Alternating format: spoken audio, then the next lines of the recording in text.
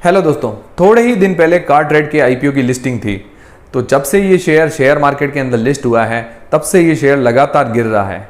तो अब हमें आगे क्या स्ट्रेटेजी अपनानी चाहिए, मतलब इसको लॉन्ग टर्म के लिए होल्ड करना चाहिए या जितना भी लॉस है वो बुक करके एग्जिट हो जाना चाहिए।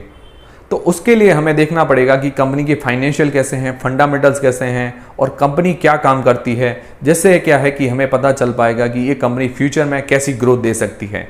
तो दोस्तों, थोड़े ही दिन पहले मतलब 20 अगस्त को इस आईपीओ की लिस्टिंग थी। तो काफ़ी लोगों को आईपीओ अलॉट हुआ था और काफ़ी लोगों ने इस शेयर में बाद में भी एंट्री ली थी। और जिन जिन को ये आईपीओ अलॉट हुआ था उनको 1618 रुपये के अंदर ये शेयर अलॉट हुआ था। और 20 अगस्त को लिस्टिंग के बाद से ही ये 1618 तक हाईएस्ट जा चुका है और लोएस्ट जा चुका है 1415 तक।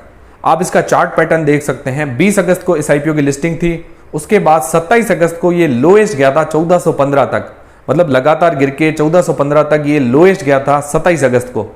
फिर 27 अगस्त के बाद से इस शेयर के अंदर हमें अपवर्ड मूवमेंट देखने को मिली और ये 1415 से लेकर हाईएस्ट गया था 1508 तक। 30 अगस्त को इस शेयर की 1508 पर क्लोजिंग हुई थी और 30 अगस्त के बाद ये शेयर वापस लगातार गिर रहा है। अभी ये शेयर जो आज की तारीख मतलब 2 सितंबर को ये शेयर 1457 के ऊपर बंद हुआ है। तो अभी देखा जाए तो इसमें अप्स एंड डाउन्स बहुत ज़्यादा चल रहे हैं। अभी जो इस शेयर ने अपना लोएस्ट पॉइंट मतलब बेस पॉइंट बनाया है 1415 का, अगर ये उससे भी नीचे का लेवल क्रॉस कर देता है तो हो सकता है इसमें थोड़ी और गिरावट हमें देखने को मिले। और अगर 1415 के लेवल से वापस और ऊपर चढ़े तो हो सकता है इसमें हमें थोड़ी बहुत अच्छी तेजी देखने को मिल सकती है। तो ये तो हुई शॉर्ट टर्म की बात, मतलब शॉर्ट टर्म के अंदर अप्स एंड डाउन्स काफ़ी ज़्यादा चलते रहते हैं। तो अभी हम ये देखते हैं कि लॉन्ग टर्म के लिए ये कंपनी कैसी है। तो सबसे पहले देखते हैं कि ये कंपनी काम क्या करती है, जिससे हमें पता चल पाएगा कि इसके इनकम सोर्स क्या क्या हैं। तो सबसे मेन जो इस कंपनी का काम है, ये कंपनी प्लेटफॉर्म प्रोवाइड करवाती है नए और सेकेंड हैंड जो व्हीकल है उनकी बाइंग और सेलिंग का। मतलब हम इस प्लेटफॉर्म के अंदर नई कार बाय भी कर सकते हैं और सेल भी कर सकते हैं। उसके अलावा जो हमारी यूज्ड कार है, मतलब सेकेंड हैंड जो कार होती है, उसको भी हम बाय कर सकते हैं और सेल भी कर सकते हैं। तो ये एक तरह से प्लेटफॉर्म प्रोवाइड करवाता है नई और सेकेंड हैंड कार बेचने के लिए। इसके अलावा इसकी वेबसाइट पर हम फाइनेंस के ऑप्शन देख सकते हैं, मतलब उधारी के अंदर ईएमआई के अंदर हमें अगर कार या बाइक लेनी हो तो उसके ऑप्शन भी अवेलेबल हैं। उसके अलावा इंश्योरेंस के ऑप्शन भी अवेलेबल हैं। तो फाइनेंस और इंश्योरेंस के अंदर भी इसको कमीशन मिलता है। उसके अलावा इसके अंडर में एक और ब्रांड आता है श्री राम ऑटोमोल। तो जो ये कार्स वगैरह हम फाइनेंस पर लेते हैं, अगर उसकी किस्त वगैरह हम चुका नहीं पाते तो वो बैंक क्या करती है, हमारी जो कार वगैरह है वो सीज कर लेती है। जो सीज हुई कार है उसका श्री राम ऑटोमोल ऑक्शन करती है।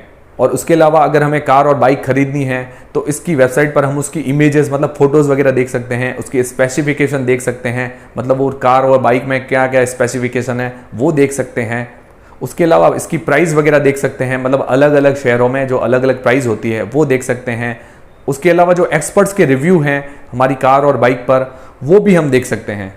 उसके अलावा कार और बाइक के ब्रांड हैं उनकी एड से भी ये पैसे कमाता है। तो मतलब ये काफ़ी सारी फैसिलिटीज़ प्रोवाइड करवाती है ये कंपनी और इसके इनकम सोर्स भी बहुत ज़्यादा हैं। तो ये तो हुए इस कंपनी के इनकम सोर्स, मतलब कहाँ कहाँ से ये अपनी इनकम जनरेट करती है। तो अब बात करते हैं जो इसके इनकम सोर्स हैं वहाँ से ये अपना रेवेन्यू और प्रॉफिट कैसा जनरेट कर रही है। तो बात करें इसके टोटल एसेट्स की तो 2019 से लेकर 2021 तक इसके टोटल जो एसेट्स हैं वो साल दर साल बढ़ रहे हैं। उसके बाद बात करें इसके रेवेन्यू की तो 2019 के अंदर जो इसका रेवेन्यू था 266 करोड़ रुपए, जो 2020 के अंदर हो गया 318 करोड़ रुपए, जो 2021 के अंदर हो गया 281 करोड़ रुपए। तो इसका रेवेन्यू भी साल दर साल अच्छा बढ़ रहा है, पर कोरोना के कारण 2020-21 में थोड़ा इम्पैक्ट पड़ा है।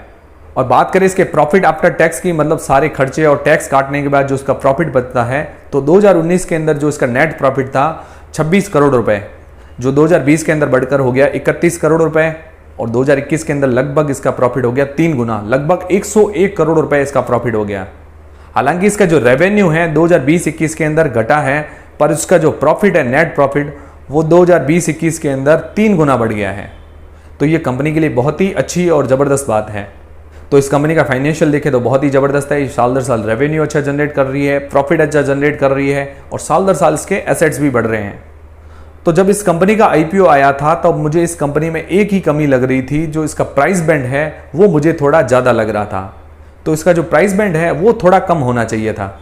अब बात करें इसके मार्केट कैप की तो इसका मार्केट कैप है 6,736 करोड़ रुपए, मतलब आज की तारीख में जो इसकी टोटल संपत्ति मार्केट कैप है 6,736 करोड़ रुपए, और ये हाईएस्ट जा चुका है 1618 पर और लोएस्ट जा चुका है 1415 पर।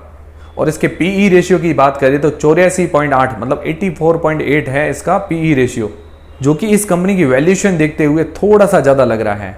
और बात करें इसकी बुक वैल्यू की तो इसकी बुक वैल्यू चल रही है 360 रुपये, और इसकी जो ROCE है वो है 1.42%, जो कि बहुत ज़्यादा कम है। और इसकी ROE मतलब रिटर्न ऑन इक्विटी है 5.49% मतलब 5.49%, जो कि बहुत ज़्यादा कम है। मिनिमम से मिनिमम अगर बात करें तो 15% किसी भी कंपनी की ROE होनी चाहिए, तो वो कंपनी थोड़ी अच्छी मानी जाती है। और बेस्ट कंपनी की बात करें तो 20 से 25% तो मिनिमम होना चाहिए। अगर 20 से 25% ना हो तो मिनिमम 15% तो होना चाहिए। तो इसकी ROE मतलब रिटर्न ऑन इक्विटी है बहुत कम 5.49%, और इसकी फेस वैल्यू है 10 रुपये। मुझे उम्मीद है कि इसकी ROE वगैरह बढ़ेगी, पर अभी के जो हालात देखे जाएं उस हिसाब से इसकी ROE बहुत कम है। और इस कंपनी की प्रोज की बात करें तो ये कंपनी ऑलमोस्ट डेब्ट फ्री है, मतलब इस पर कोई उधारी नहीं है, पूरी ऋण मुक्त कंपनी है। और लास्ट 5 सालों में इसने अच्छा प्रॉफिट ग्रोथ जनरेट किया है नेट 20.40% के CAGR से। और इसके कॉन्स मतलब कमियों की बात करें तो ये अपने बुक वैल्यू के 4 गुना ज़्यादा प्राइस पर चल रहा है, और अभी तक इसने डिविडेंड नहीं दिया है। और मुझे उम्मीद है अभी ये शेयर मार्केट के अंदर लिस्ट हुई है तो आगे ये कंपनी आने वाले दिनों में डिविडेंड भी देगी।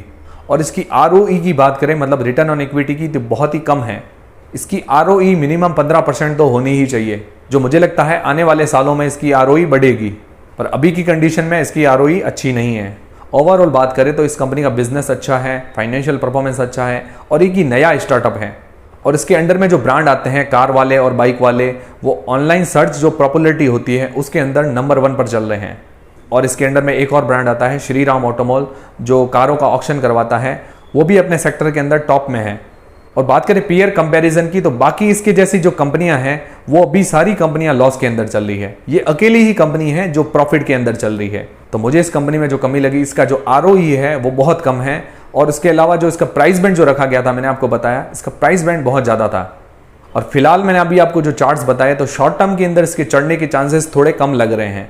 तो ये कंपनी जो ग्रोथ दिखा सकती है, मुझे लगता है ये कंपनी 1 साल के बाद हमें अच्छी ग्रोथ दिखा सकती है, क्योंकि ये कंपनी फाइनेंशियली बहुत ही अच्छा परफॉर्मेंस कर रही है। और इसके अलावा ये एक नया स्टार्टअप है, और इसकी जैसी और कोई भी कंपनियां लिस्टेड नहीं है शेयर मार्केट के अंदर, तो इसका कंपटीशन भी थोड़ा कम है।